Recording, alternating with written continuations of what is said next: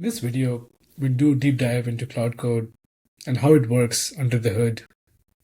Essentially, Claude Code is two things. There's the model, Opus, Sonnet, Haiku, whichever one you use. And then there's the harness around it that actually does what the model asks it to do. So the model essentially is the brain that decides what needs to be done, and the harness actually makes it happen.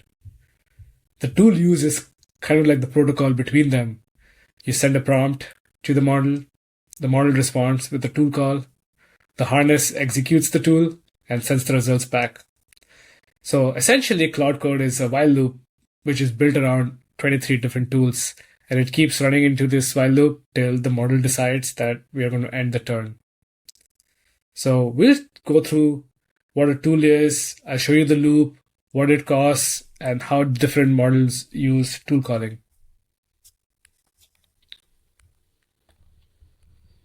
So what essentially is a tool? A tool is basically a function that you define and you tell the model about it.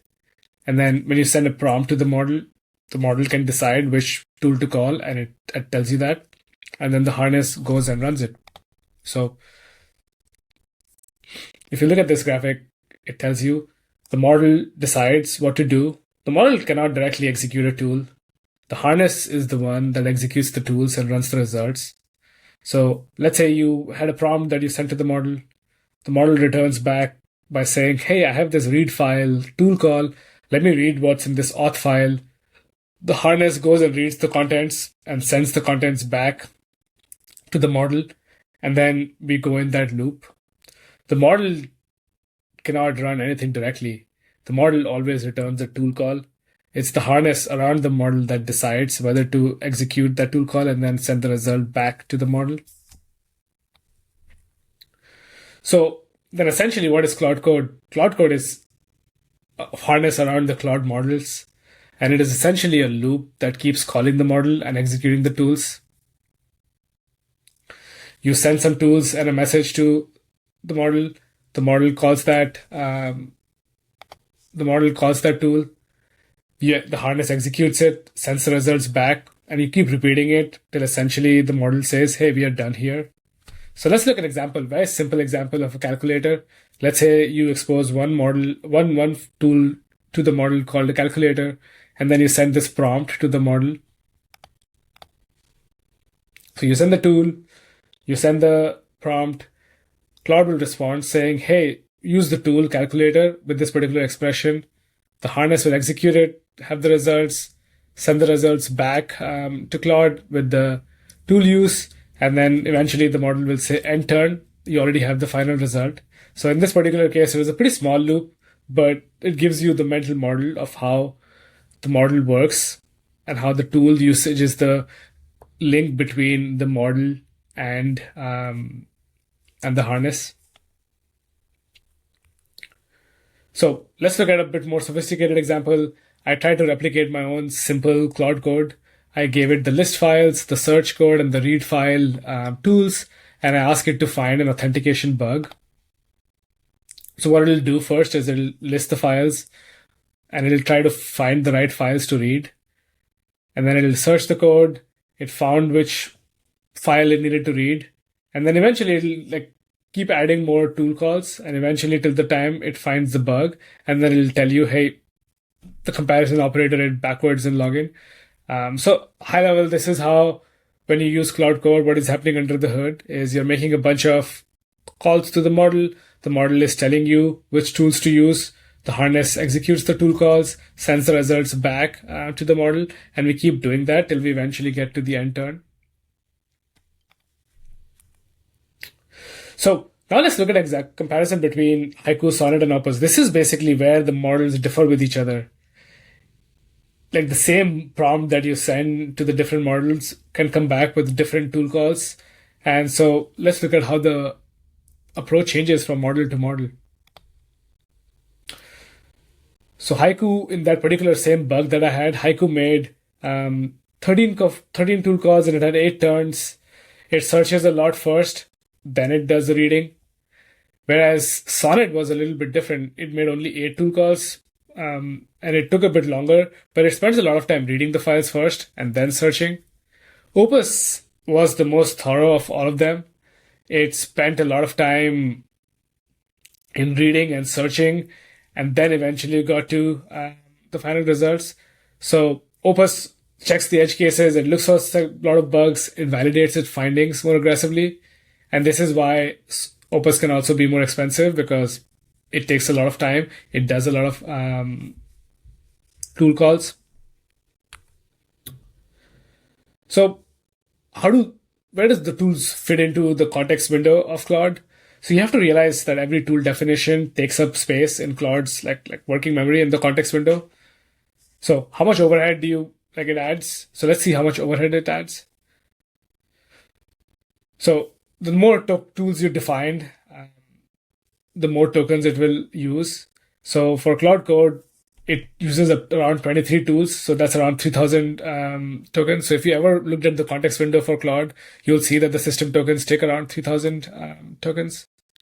So that's something you just have to be mindful of, that like token definitions are part of the context window and they use up like your context window, and it can add up.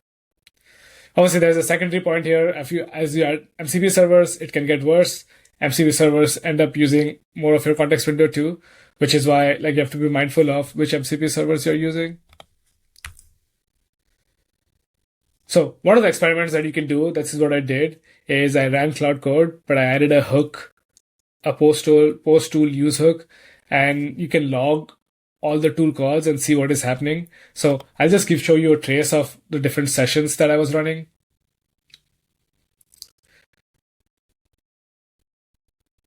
So you can see, depending on the task, there is no fixed playbook. The model, this is where the model is smart. It'll tell you which tool to use based on the prompt that you give to it. So I wanted to create a Python script that prints Fibonacci numbers. That's pretty straightforward. It doesn't need to search for anything here. It just did a write tool, and then it used the bash to run it. If you tell it to read a file and find the auth bug, it'll go read the file for you. How many commits in the last 7 days? It knows the command, and it knows how to run Git. So it just ran the bash command directly. Now find all the Python files that import Anthropic. Like that's a lot of searching. It has to do a lot of grep to make sure that it is getting the right command. There are probably some list commands too to find the different directories and stuff like that. So yeah, no fixed playbook. This is where basically the model fits in. It'll tell you which tools to use, and it's important to have the right tools to be able to solve the problem. So next, like the magic of Claude Code is basically the 23 tools that it has access to. There are 7 of them, which basically do 95% of the work. But if you were to summarize what is Claude Code, 50 lines of loop logic and access to a shell and tools basically give you an infinite surface area. You don't need to build 100 tools. These are probably the core 7, the read, edit, write, being able to search, execute bash, and the tasks probably do most of the coding work. The others are orchestration and making the user experience much nicer. So one of the questions that come up or you might be thinking about is, why not just use bash for everything? Because you can use bash to read files, search codes, and run commands. Why do you need the other 22 other tools? And I think it comes down to the UX, and I think just giving specific tools to the model helps improve the output. So you can add guardrails around it. You can do concurrency, like grep and glop can run in parallel. The ask user question in Claude Code triggers a model. A bash command could not have done that. So if you follow some of the Claude Code team on X, I think the main reason they tell is that it's not just bash, is to improve the user experience as a whole, and giving more specific tools to the model improves the quality of the tool calling.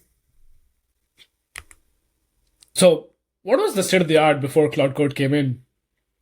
Most AI coding tools like Cursor were using RAG, or retrieval augmented generation. On a high level, here's how this worked.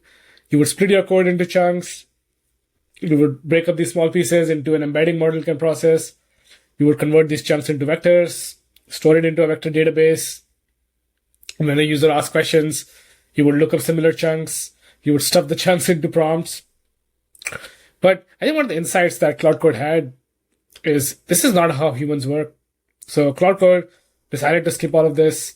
It's essentially just a grep with a while loop, and it does much better than embedding pipeline. Like a human would generally you just use grep to find the issues they were trying to solve.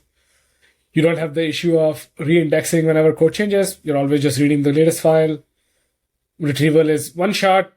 Maybe if you don't get the right chunk, you're not getting the right results. But with tool use, you can keep searching and keep reading again and again.